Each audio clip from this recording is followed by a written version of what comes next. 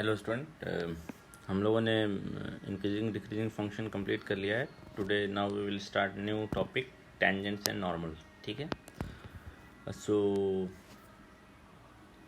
Tangent और normal जो है ये बहुत इजी टॉपिक है और टोटली डेरिवेटिव के ज्योमेट्रिकल मीनिंग बेस्ड कॉन्सेप्ट है ना। और इसमें सबसे इम्पोर्टेंट पार्ट क्या है कि ये आपके क्लास 11th के स्ट्रेट लाइन चैप्टर को फुल्ली यूज़ करता है। ठीक है, तो इसको स्टार्ट करने से पहले ना हम लोग एक बार क्लास 11th का जो स्ट्रेट लाइन है उसको एक बार रिकॉल कर लेते हैं ना।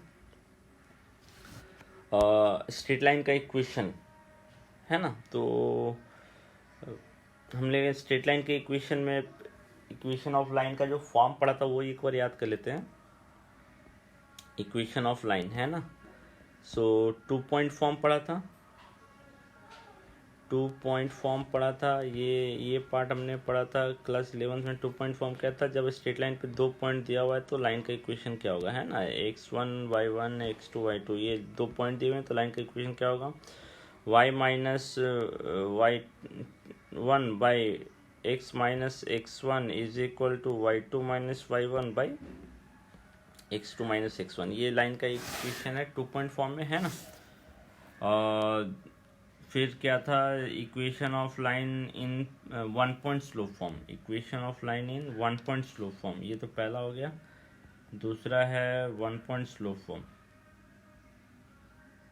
1 point slope form, 1 point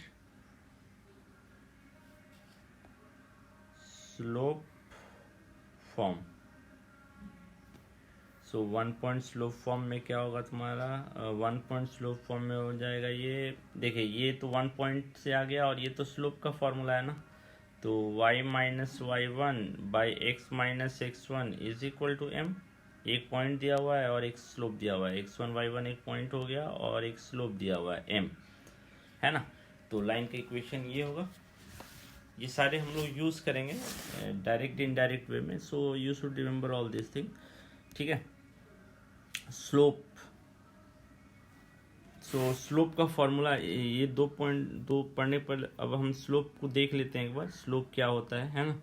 slope हमने देखा था लाइन के हिसाब से, अभी ज्योमेट्रिक कैलकुलस के हिसाब से नहीं देख रहे हैं। एक स्ट्रेट लाइन है और एक स्ट्रेट लाइन जो है एक्स एक्सिस से पॉजिटिव डायरेक्शन से एंटी क्लॉकवाइज में जो एंगल बनाएगा, ये पॉजिटिव डायरेक्शन है, पॉजिटिव डायरेक्शन है, ये नेगेटिव डायरेक्शन है ना। पॉजिटिव डायरेक्शन से एंटी क्लॉकवाइज में जो आप एंगल मेज़र करेंगे, ये एंटी क्लॉकवाइज मेजरमेंट है एंगल का। सो ये जो एंगल है इसको हम लोग क्या बोलते हैं, इंक्लिनेशन ऑफ द लाइन, है ना। इंक्लिनेशन ऑफ द लाइन, ये इंक्लिनेशन है, ठीक है। और स्लोप क्या होता है, तो अब आप देखिए कि स्लोप जो होता है वो इंक्लिनेशन का टैन होता है। जो स्लोप है लाइन का वो क्या है, इंक्लिनेशन का आप टैन ले लीजिए, ये आपका स्लोप है ना।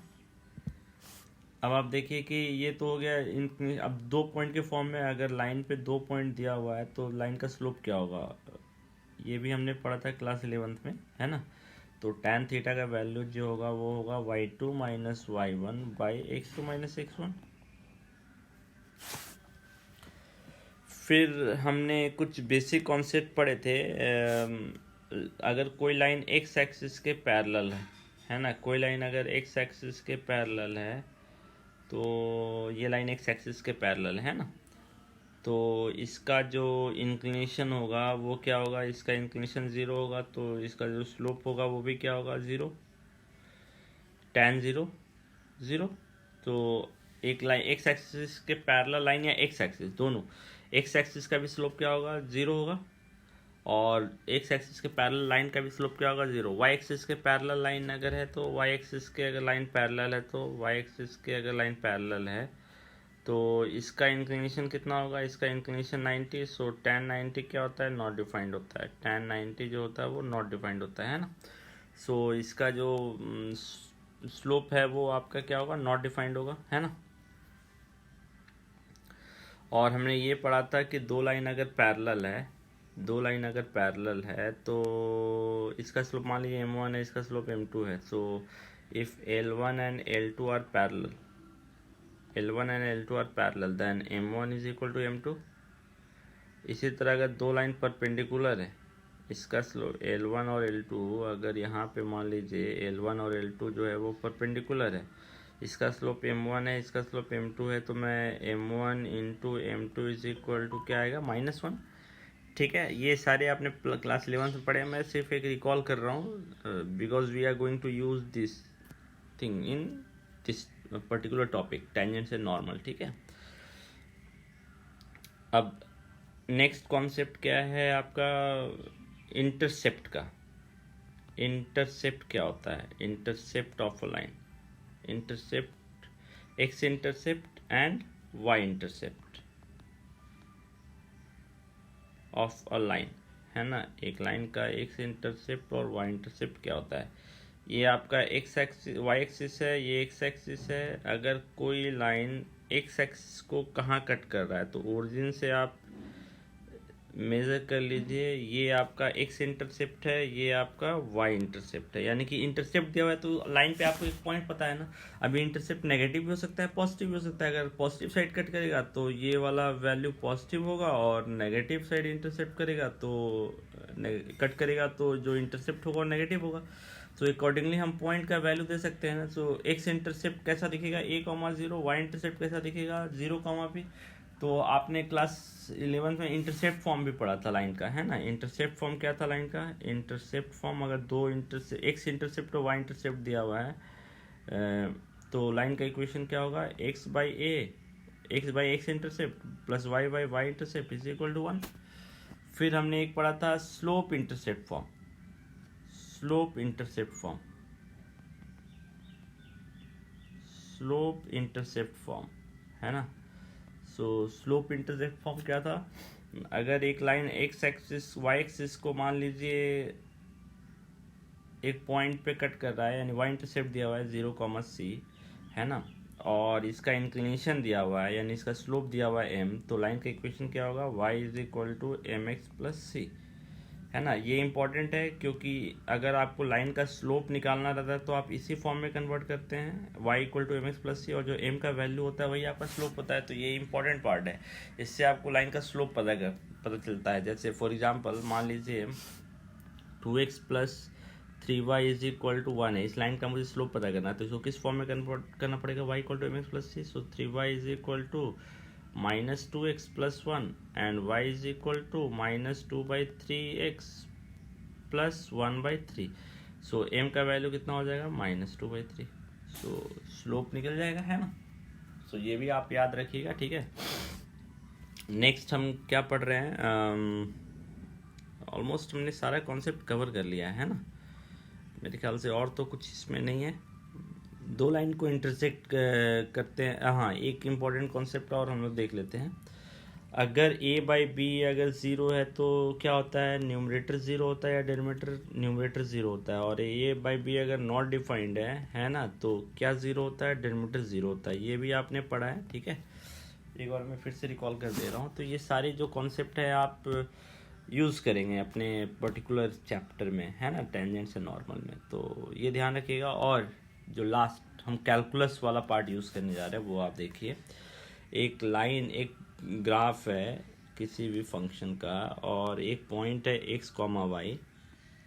इस पॉइंट पे जो टेंजेंट है उसका स्लोप क्या होगा, इस पॉइंट पे जो टेंजेंट हम ड्रॉ कर रहे हैं, है ना, इस पॉइंट पे जो हम टेंजेंट ड्रॉ कर रहे हैं, इस पॉइंट पे हम जो टेंजेंट ड्रॉ कर रहे हैं, तो इस टेंजेंट का स्लोप क्या होगा। अगर कैलकुलस के हिसाब से अगर ये फंक्शन है y equal to F X, तो dy/dx f डैश x, यही आपका इस लाइन का क्या है, m का वैल्यू है, tan थीटा का वैल्यू क्या है, dy/dx। तो अगर आपको किसी पॉइंट पे चाहिए स्लोप टेंजेंट का, तो आप डिफ्रेंशिएट कर दीजिए और उस पॉइंट का वैल्यू उसमें पुट कर दीजिए, है ना। तो आपको क्या मिल जाएगा, डेरिवेटिव का वैल्यू यानी स्लोप का वैल्यू, है ना। डेरिवेटिव का जो वैल्यू है वही आपका क्या है, स्लोप का वैल्यू, है ना। ये ध्यान रखिएगा, बार बार मैं इस चीज़ पे जोर दे रहा हूँ, ठीक है। तो नेक्स्ट हम लोग अब देखते हैं अपने टॉपिक में, ठीक है, tangents and normal. So tangents and normal में अब आप देखिए कि हम लोग को क्या पता करना है, दो पॉइंट दिया, equation of tangent and equation of normal पता करना है। तो पहले तो हम ये देखते हैं कि टेंजेंट तो हमको पता है क्या होता है, नॉर्मल क्या होता है वो हम देख लेते हैं एक बार, ठीक है। टेंजेंट और नॉर्मल, ठीक है। सो एक बार थोड़ा सा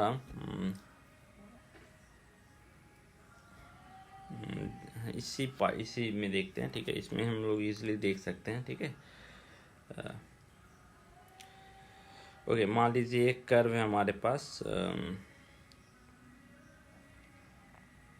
एक कर्व है, कोई भी कर्व लेते हैं, ठीक है।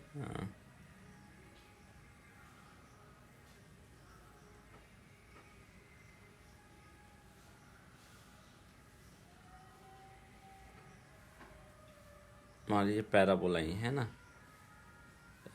पैराबोला ही है, कोई बहुत बड़ा प्रॉब्लम नहीं है, ठीक है। मान लीजिए पैराबोला ही है हमारे पास, है ना। सो ये मान लीजिए हमारा पैराबोला है, ठीक है। सो अब पैराबोला के एक पर्टिकुलर पॉइंट पे हमको टेंजेंट मान लीजिए देखना है, ठीक है। सो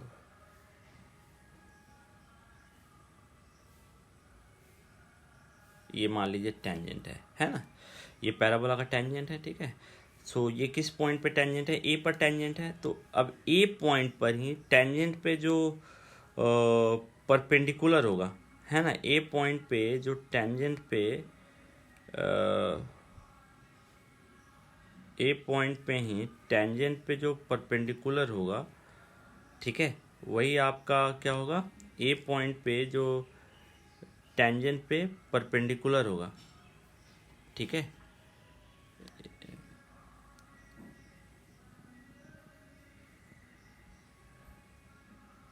ये देखिए ए पॉइंट पे ही जो टेंजेंट पे परपेंडिकुलर है, आप इस चीज़ को देखिए, देखिए बहुत टिपिकल पार्ट नहीं है, देखिए ये जो है टेंजेंट है, ये टेंजेंट किस पॉइंट पे है, एट ए, ठीक है। अब ए पॉइंट पर ही, ठीक है, ए पॉइंट पे ही टेंजेंट पे जो परपेंडिकुलर लाइन होगा उसको हम लोग नॉर्मल बोलेंगे। ध्यान रखिएगा ए पॉइंट पर ही, ऐसा नहीं, अब देखिए इस टेंजेंट पे परपेंडिकुलर बहुत सारे हो सकते हैं, ये भी परपेंडिकुलर है बट ये नॉर्मल नहीं है, कर्व का नॉर्मल नहीं है। कर्व का नॉर्मल, अगर ये जो नॉर्मल है, टेंजेंट किसका है, कर्व पे है टेंजेंट, तो नॉर्मल भी कर्व पे ही होना चाहिए और एक पर्टिकुलर टेंजेंट के रिस्पेक्ट में होता है नॉर्मल, ठीक है। अब मान लीजिए उल्टा भी आप जा सकते हैं, मान लीजिए इस पॉइंट पे है, सपोज मैं आपको जस्ट ये पॉइंट है मान लीजिए, ठीक है, इस पॉइंट पे आप नॉर्मल अगर ड्रॉ कर दिए तो टेंजेंट यानी इस पॉइंट पे ये ऐसे होगा, इस पे जो परपेंडिकुलर लाइन होगा और कर्व को टच कर रहा होगा वो टेंजेंट होगा, ठीक है। सो टेंजेंट और नॉर्मल जो होता है हमेशा आप बोल सकते हैं कि पेयर है, और एक पॉइंट पे अगर टेंजेंट है तो उसका नॉर्मल उसी पॉइंट पर होगा, उसका नॉर्मल दूसरे पॉइंट पे नहीं होगा। यानी एक कर्व पे बहुत सारे टेंजेंट और नॉर्मल हो सकते हैं बट टेंजेंट और नॉर्मल हमेशा एक पेयर में आते हैं एक पर्टिकुलर पॉइंट के लिए, है ना। सो टेंजेंट और नॉर्मल का कॉन्सेप्ट अब यहाँ पे आप ध्यान रखिए, जब भी आपको टेंजेंट मान लीजिए एक पॉइंट पे पता करने बोला टेंजेंट का स्लोप, तो उस पॉइंट पे आप नॉर्मल का स्लोप भी पता कर सकते हैं। इसका स्लोप अगर m1 है तो इसका स्लोप क्या होगा, -1/m1, क्योंकि इसका और इसका प्रोडक्ट क्या होगा, -1, है ना। तो ध्यान रखिएगा टेंजेंट ए पॉइंट पे अगर है तो ए पॉइंट पे ही नॉर्मल हमको पता करना होगा, अगर इस टेंजेंट का हम नॉर्मल खोजना चाहते हैं, ठीक है। ये वाला नॉर्मल इस टेंजेंट पे नॉर्मल नहीं है, ठीक है, ये भी नॉर्मल है, ठीक है। सो एक कर्व में बहुत सारे टेंजेंट और बहुत सारे नॉर्मल हो सकते हैं बट टेंजेंट और नॉर्मल का पेयर बनेगा, एक पॉइंट पे एक ही टेंजेंट और एक ही नॉर्मल होगा, ठीक है। सो ये ध्यान रखिएगा, ठीक है। सो अपने एक्सरसाइज पे आते हैं हम लोग।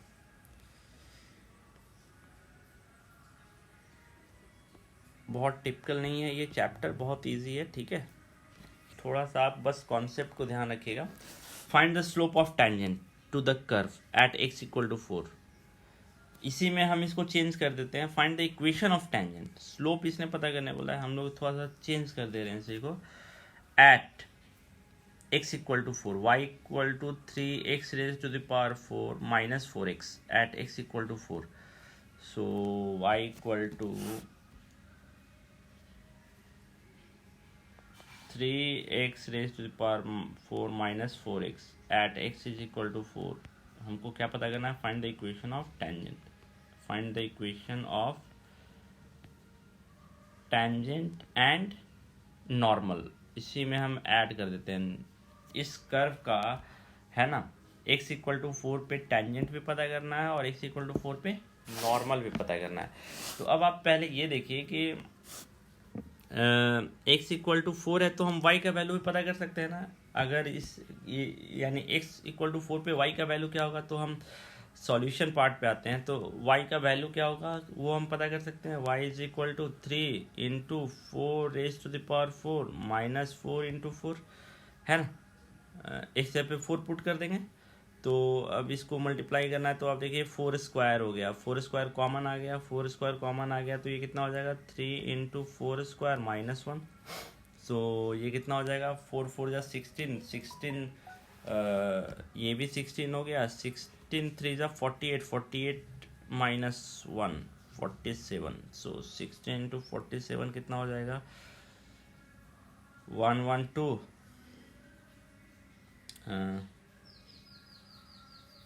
64 257 752। सो हमको पता चल गया कि किस पॉइंट पे हमको टेंजेंट पता करना है। हमेशा क्या कीजिएगा ना, एक रफ स्केच हमेशा ड्रॉ कीजिएगा। With it is not necessary to draw the graph exactly, हम लोग एक रफ स्केच ड्रॉ करेंगे। तो इसका मतलब कर्व कैसा भी हो, ये कर्व है हमारा, मान लीजिए, ठीक है, ये हमारा कर्व है, ठीक है, ये हमारा कर्व है, ये हमारा कर्व है।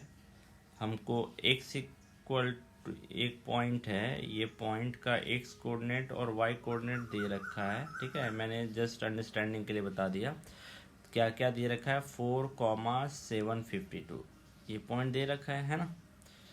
x कोऑर्डिनेट और y कोऑर्डिनेट इसका हमको दे रखा है। तो हमको किसका इक्वेशन पता करना है? टेंजेंट का और नॉर्मल का, ठीक है। सो टेंजेंट और नॉर्मल का इक्वेशन पता करना है। तो टेंजेंट ये है, तो नॉर्मल कौन होगा इस पॉइंट पे? इस पॉइंट पे नॉर्मल इसका परपेंडिकुलर लाइन होगा। हमको इन्हीं दोनों का इक्वेशन पता करना है, ठीक है। ये टेंजेंट हो गया और ये नॉर्मल हो गया, ठीक है। सो कैसे पता करेंगे? हमको टेंजेंट का स्लोप चाहिए। एक पॉइंट तो दोनों लाइन पे पता है, अब हमको या तो एक और पॉइंट चाहिए या तो हमको स्लोप चाहिए, है ना, या तो इंटरसेप्ट चाहिए। तो अब आप कैलकुलस पढ़ रहे हैं तो टेंजेंट का स्लोप आप पता कर सकते हैं कैसे? D Y by D X जो होता है वो टेंजेंट का स्लोप बताता है। तो D Y by D X आप निकालिए। वाई इज इक्वल टू क्या है 4x 3x raise to the power 4 minus 4x है। तो D Y by D X कितना होगा 12x क्यूब माइनस 4, ये हो जाएगा डी वाई डी एक्स। अब हमको किस पॉइंट पे D Y by D X का वैल्यू चाहिए? 4,752। तो D Y by D X का value, D Y by D X का वैल्यू, एक्स का वैल्यू 4 और वाई का वैल्यू 752 पे चाहिए, है ना। तो आप पुट कर दिए। अब देखिए यहाँ वाई नहीं है तो हम वाई का वैल्यू नहीं पुट करेंगे, सिर्फ एक्स का वैल्यू पुट करेंगे। अगर वाई होता तो वाई का वैल्यू भी पुट करते हैं ना। तो मैंने दोनों वैल्यू लिख दिया है, लिखेंगे आप ऐसे ही, ठीक है। ये एक लिखने का मेथड है, 4 क्यूब माइनस 4। सो अब आप इसको मल्टीप्लाई कर लीजिए, है ना।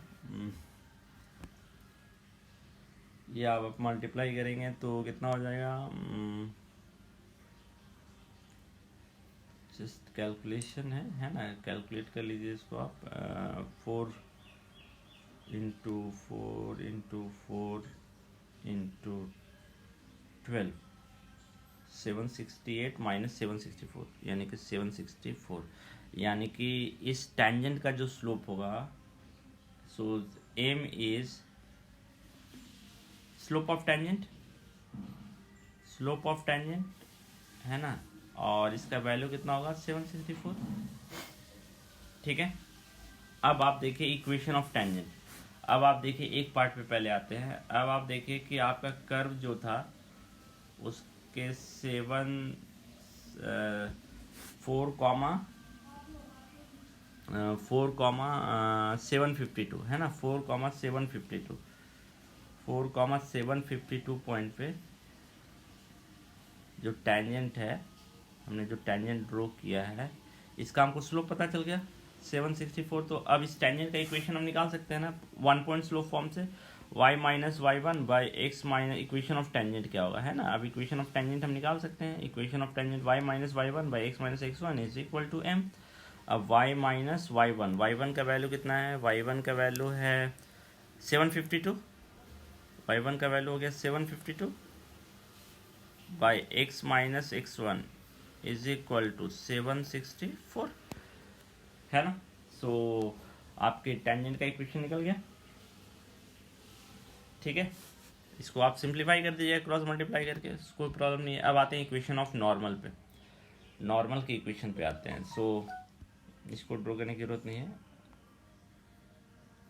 हमारा ये टेंजेंट था और इसी पॉइंट पे जो नॉर्मल है, यानी पॉइंट क्या था हमारा 4,752 ये पॉइंट था, और टेंजेंट का स्लोप हमको पता था 764, है ना। यही था टेंजेंट का slope 764।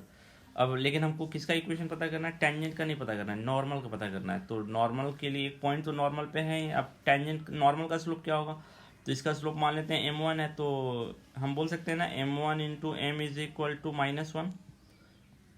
So m1 into 764 is equal to -1। So m1 is equal to कितना हो गया, -1 बाई 764। सो यहाँ से अब इक्वेशन ऑफ नॉर्मल हम निकाल सकते हैं, पॉइंट पता चली गया, equation of normal, equation of normal हम निकाल सकते हैं, पॉइंट पता चली गया एक नॉर्मल पे और स्लोप पता चली गया। तो y minus Y one same 752 by x minus x one is equal to -1 by 1/64, ये इक्वेशन ऑफ नॉर्मल हो गया। सो मेरे ख्याल से बहुत टिपिकल है, डिवाइड एक्स आपको स्लोप ऑफ टेंजेंट दे देगा, है ना।